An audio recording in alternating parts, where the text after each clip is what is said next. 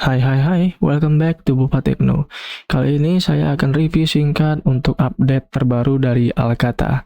Nah, di update terbaru dari Alkata ini ada banyak perubahan besar, ada banyak update, ada banyak perbaikan, ada banyak peningkatan dan beberapa tambahan fitur.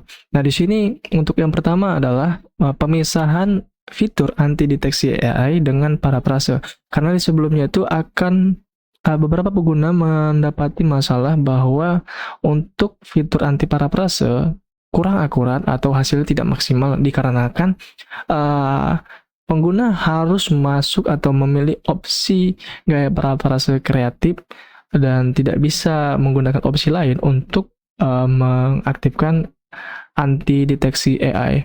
Maka untuk hasil yang lebih maksimal dalam proses humanisasi atau proses anti deteksi AI tadi, fiturnya saya pisah agar hasil untuk parafrase akan fokus kepada parafrase saja, sedangkan hasil untuk anti deteksi AI akan fokus kepada anti deteksi AI saja. Nah, nama fiturnya di sini berubah yang dari sebelumnya anti deteksi AI menjadi humanizer.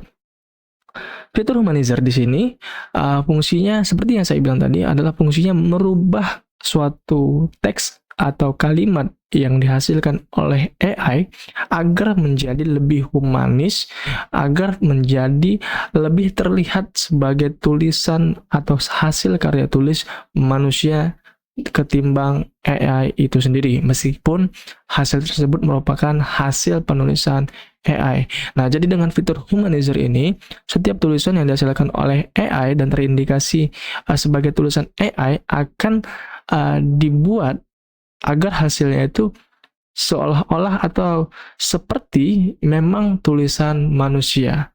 Nah, dalam fitur humanizer ini ada beberapa opsi diantaranya pengguna sama seperti para pasar tadi, pengguna bisa memilih bahasa outputnya. Jadi misal sebagai contoh pengguna menggunakan bahasa Indonesia. Nah, maka untuk outputnya bisa diganti menjadi bahasa Inggris. Nah, jadi di sini ada beberapa pilihan output ya. Jika otomatis, maka otomatis akan mengikuti bahasa asli dari teks aslinya atau kalimat aslinya. Nah, kemudian di sini ada juga gaya humanizer.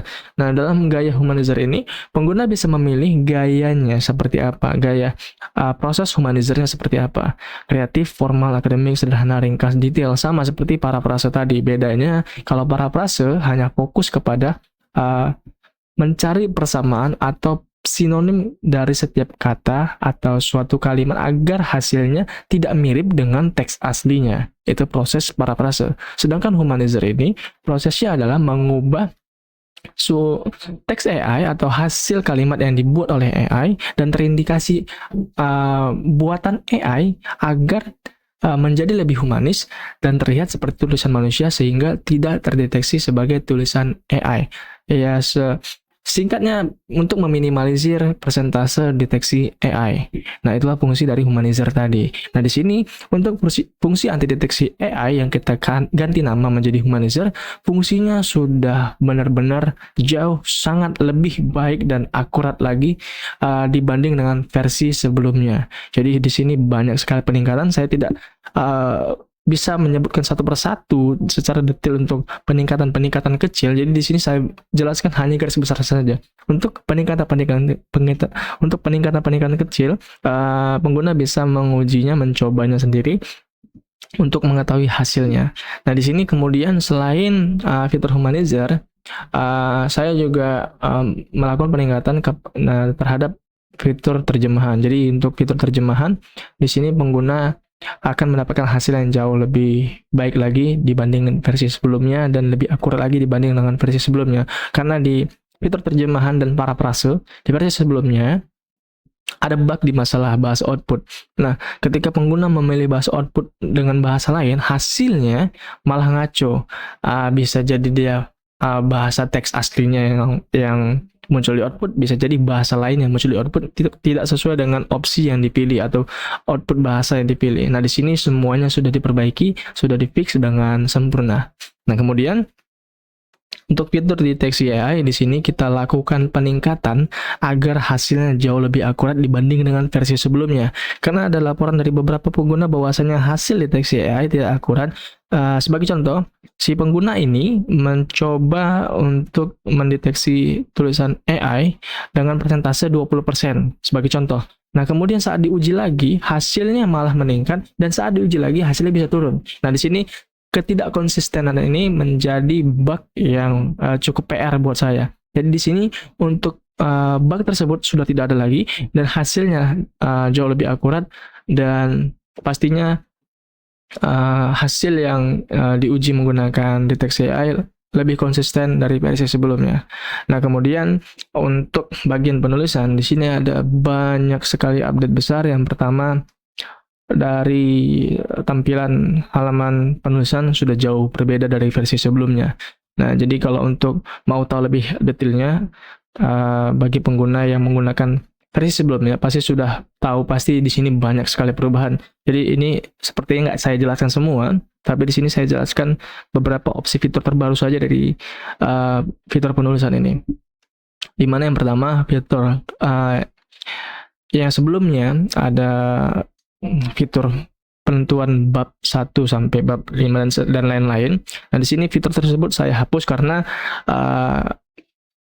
membuat banyak distorsi atau masalah juga kepada hasil penulisan yang dibuat oleh Alkata. Jadi agar lebih spesifik dan lebih akurat sesuai dengan keinginan ataupun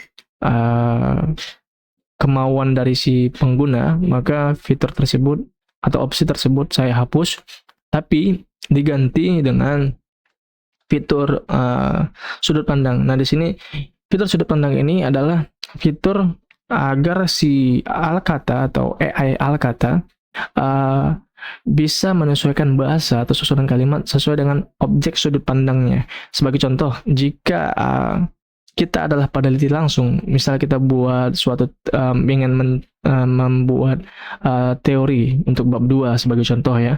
Teori bab 2 misal 2.1 manajemen pemasaran. Nah, cara berbicaranya atau cara tulisan kalimatnya bagaimana? Kalau dia personal, maka dia menjelaskan dari sudut pandang peneliti. Sebagai contoh, berdasarkan penelitian bla bla bla bla bla, ataupun sebagai contoh, menurut pandangan peneliti bla bla bla bla bla. Nah, seperti itu nanti konsep susunan kalimatnya. Sedangkan jika dia pihak orang ketiga atau sudut pandang orang ketiga atau objektif, maka dia berbahasa sebagai pihak ketiga. Sebagai contoh, menurut pandangan si Polan, manajemen pemasaran adalah bla bla bla bla bla. Nah, atau dia menjelaskan teori kemudian menutupnya dengan kutipan atau sumber kutipan. Nah, seperti itu. Jadi lebih spesifik dan lebih teratur lagi hasil penulisan dari fitur penulisan Alkata. Nah, kemudian fitur untuk identitas penelitian ini sama seperti sebelumnya, tapi ada peningkatan di sini. Ada bidang studi dan juga tingkat akademiknya. Nah, ada S1, S2, S3, dan kemudian untuk jurnal, untuk Sinta akreditasi, untuk Scopus atau Skimaku. Jadi di sini lebih lengkap lagi, lebih rinci lagi. Nah, kemudian bagian substansi konten ini, nah inilah penentuannya yang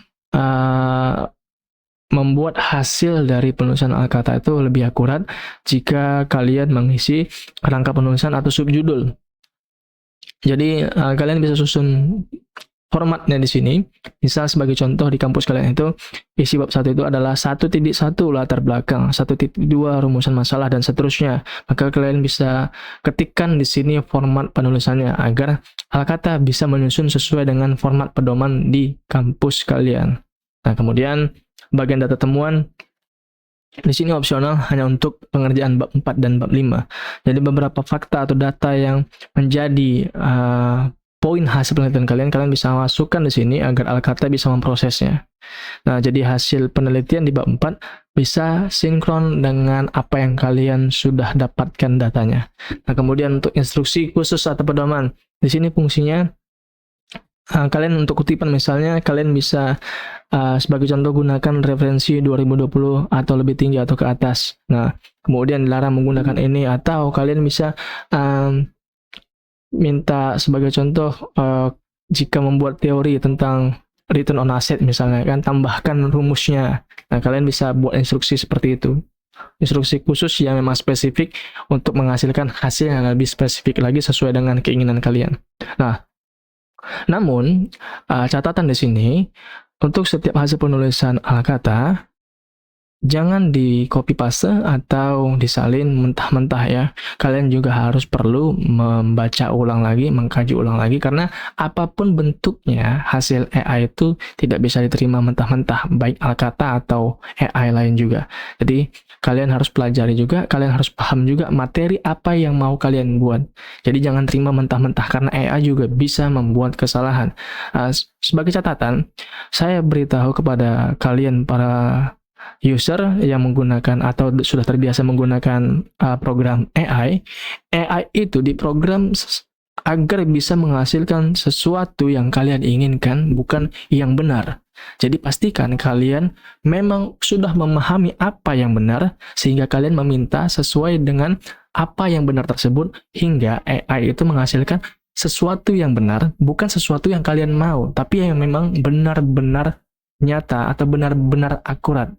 Nah, jadi kalau kalian tidak paham apa yang kalian mau dan apa yang memang benar, maka AI akan memberikan hasil apa yang kalian suka atau apa yang kalian mau.